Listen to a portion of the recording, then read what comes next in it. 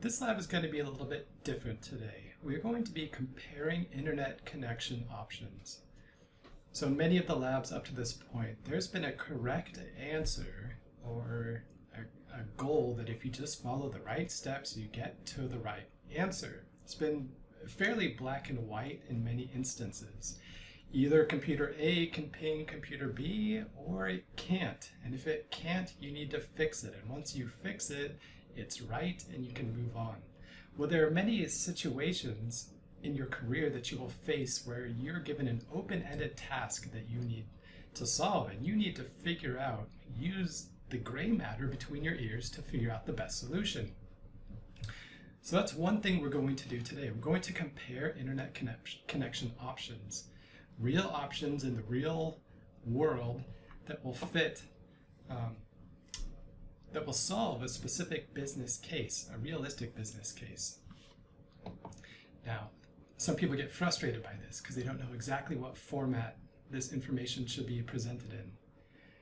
And they don't know exactly what to submit or how I want it formatted as the professor, like I'm going to punish you if you put something in a table versus in a list or something like that. And I just want you to feel free to document this the way that you see fit. Imagine that you are a networking professional and you've been asked to provide a recommendation. How would you actually provide this information to your boss or to a customer, a client, a friend who's asked you your opinion on something? I'll go through part of it with you just to kind of show you the general way I might approach this problem, but I don't necessarily want you to just copy what I do. I just want you to be comfortable enough with the process that you know how to get started. But I'm not going to show you if you can see me right now, I'm doing air quotes, the quote-unquote answers to this lab. There are many different good answers. So let's look at the first case. We have an independent certified public accountant in Panama City, Florida. So it's Susan Jones. She is the certified public accountant. She owns her own business. She needs internet access to email customers, maintain her website, which is hosted in the cloud, and she has to file taxes. So she'll do that electronically. So she'll be using QuickBooks or H&R Block's tax software, whatever she's using, just to upload stuff to the IRS. So I have to think. I have to use the gray matter between my ears and think, how much bandwidth does she likely need? What sort of quality of service can she live with? Now her email, if she's working with customers, she needs email access. If email's down, maybe her business is impacted. But what if her email is down for 5 minutes? Is that okay? It's probably okay. Most email can wait longer than 5 minutes. So maybe she doesn't need 99.999% uptime. So she has to maintain her website, but that website is hosted in the cloud. So she might make changes locally, but then upload the changes. Or maybe she's using a service that lets you edit it online directly, something like hosted WordPress or something. So that's the same situation where if her internet connection at her business is down for 5 minutes, well, she has to wait 5 minutes to make the change on the website. But that website, because it's hosted in the cloud, it's hosted somewhere else, that website is always going to be live. So a little bit of downtime is okay. She also has to file taxes. Now, on April 15th, you want to make sure that your internet connection is working. Hopefully she doesn't wait till then. Again, if you can't file taxes right now, usually you can wait an hour or two and try to refile them. So I don't think she needs fantastic uptime. You know, maybe she can do just fine with one internet connection, business class internet connection, with some guarantees of uptime, possibly. But if there's a cheaper option with no guarantee of uptime, maybe that's the solution that she would go with. Save a couple of bucks. So let's take a look at what's out there. So I'm going to search. I have to find options available in Panama City, Florida. So how could I do that? I don't even know what search engine Firefox is going to use. Panama City, Florida, internet connection. Okay, so I see a couple of results. So Google this ad block. That's a big ad block. That's 80% of the page right there, plus the ads on the right. So there's a lot of people in Panama City who want my business. It looks like, what do we have? We have Spectrum, we've got CenturyLink, we've got Web Crawler, which looks like it's going to compare a bunch of them for me. Same thing with Zap Meta. Okay. So there's so now the results that nobody paid for, there's broadbandnow.com, AT&T.com, highspeedinternet.com. So what do you click on? I mean, think, what, I'm curious to know what people's behavior is. Obviously the paid links. So if I click on one of these links, Spectrum is going to be charged, what, maybe 50 cents if I click on that link. CenturyLink's going to be charged maybe a quarter. The links further down in the ads, maybe Zap Meta only has to pay Google 15 cents. Anytime I click on one of these links, it's tracked. So that the advertisers, Google in this case, can charge them for me clicking on that link. So I'm not going to charge them any money. I'm going to come down here. I don't want to go to a specific, like AT&T. I want to go to a web page that's going to make it easy for me to compare. So I'm just going to check broadband now. Let's see what's on here. Okay, this is good. I like this kind of format. Up here, I could enter the zip code. I don't know the Panama City, Florida zip code offhand. There's residential options, 5, which is typical. The broadband providers in the local area, I mean, there's typically a handful.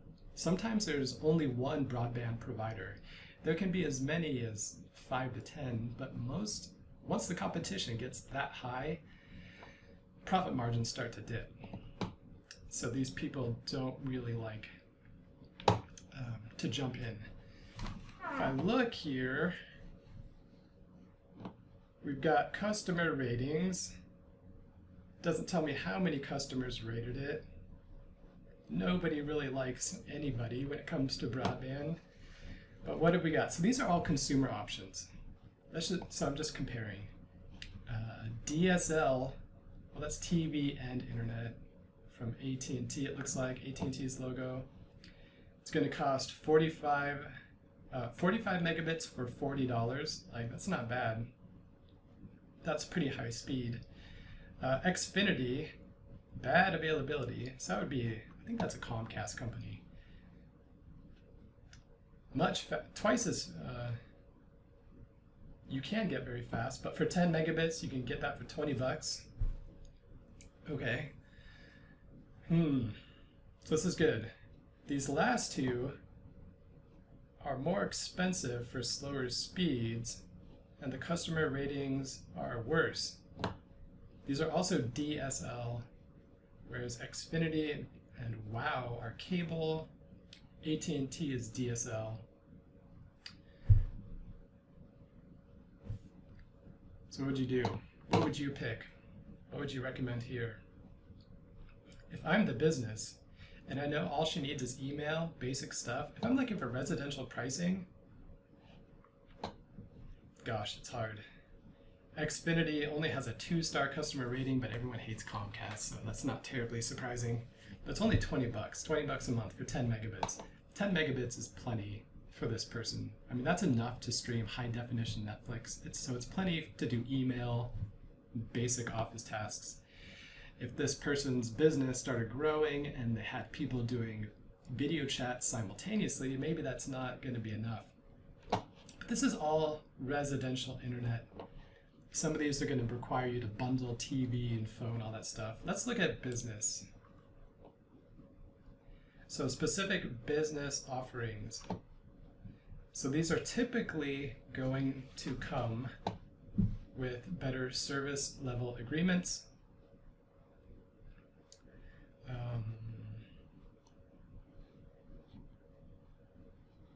We've got a few duplicate, either copper versus DSL. That's a strange comparison.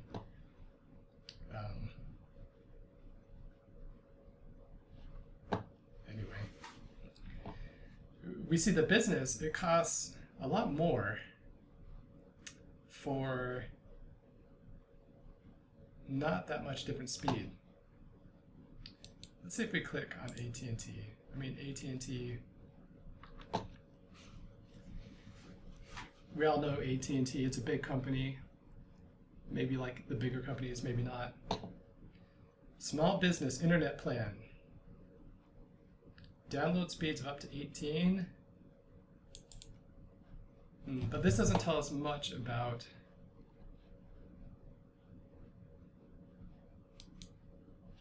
service level, reliability, any of that stuff.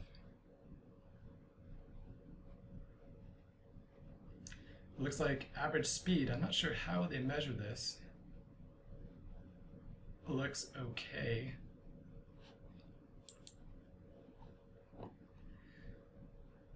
So this is showing me, so it's on small business, looking at bundles. So you could get voice and internet. I do need a phone line for a business, so $80 would give me internet and phone. That's not too bad. 99.9% reliability with an asterisk. Max speeds. Okay, so the asterisk is 99.9%, but not available at all locations, subject to availability. So you would have to talk to AT&T and know if that high reliability is available to you. Oh, that looks good. I'm not sure. For an extra $15 a month, we get business solutions. What is business solutions? Okay, tech support, unlimited cloud storage, security, and online fax. Well, the online fax, if you're doing tax stuff, that might be worth it. The unlimited cloud storage, I don't know. I don't know if I trust AT&T for cloud storage. Personally, I like Dropbox. I like Google Drive, and I use Microsoft's OneDrive. So that's not selling me that $15, but maybe the fax is important to you.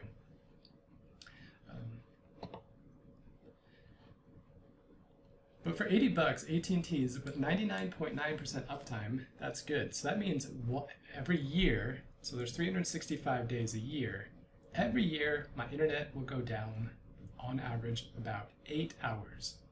I'm okay with that. So that's a good option. So I might just launch Excel. So I've got my spreadsheet. Panama City, AT&T Business, supposed to be phone plus internet.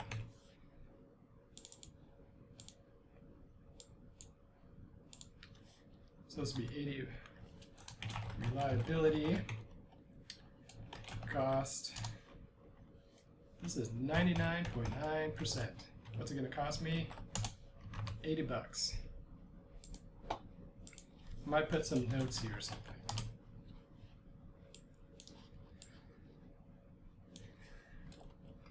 .9% reliability might not be available on location. That's from $80. If I click shop now, how much is it really going to cost? Street address. Oh no, I've got to make one up. Panama City, Florida. Subway. So is there a Subway restaurant? Let's find. We'll go Subway restaurant in Panama City, Florida. All right, we'll choose this one. I just need a full address. Okay. 3700, blah, blah, blah. What's my zip code? 32405. It's going to check availability for me.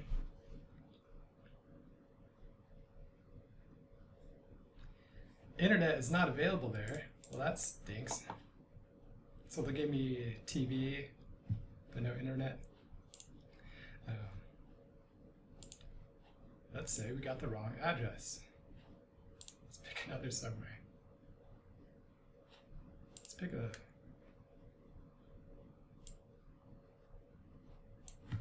Three two four one three. 32413.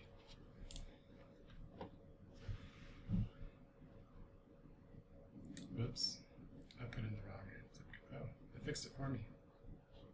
Okay, internet's not available there. All right, this is good to know. Apparently, AT&T internet is not really available in the two locations that I picked right here. So that's something that I may want to note. When I'm making a recommendation, I would hate to go to a client and say, I recommend that you set up AT&T Business, and they say, okay, and so they go to set it up, and they're told, yeah, you're not supported. That's something I would want to know. So I'm doing maybe a less than stellar job finding internet options. Let's assume that it is available there, though. I would have to dig into some of these metrics that I care about. So I would go through, maybe check some of the most promising providers and just see how well it would actually work. Like maybe I'll check out this WOW company. Internet plans. You know, you might be concerned about contract terms, extra fees, things you might be concerned about. So I might make this table and just show what the best options are, compare the reliability, compare service level agreement. Like on this page for the WOW business, WOW business internet, I can't find a service level agreement. Like what reliability?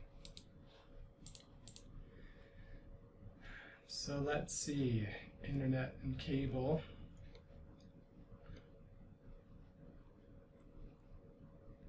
You have to look at the fine print. So for WOW, internet starts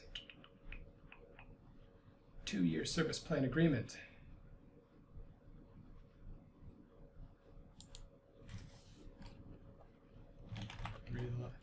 Control F, reliability. Where's that word?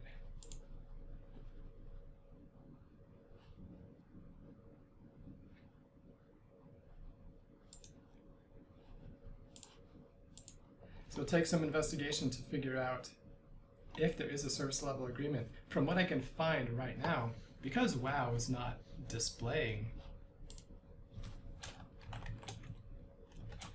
I would probably say reliability is not applicable. So let's just say, for argument's sake, the Panama City, I think the two best providers are AT&T and WOW. Well, AT&T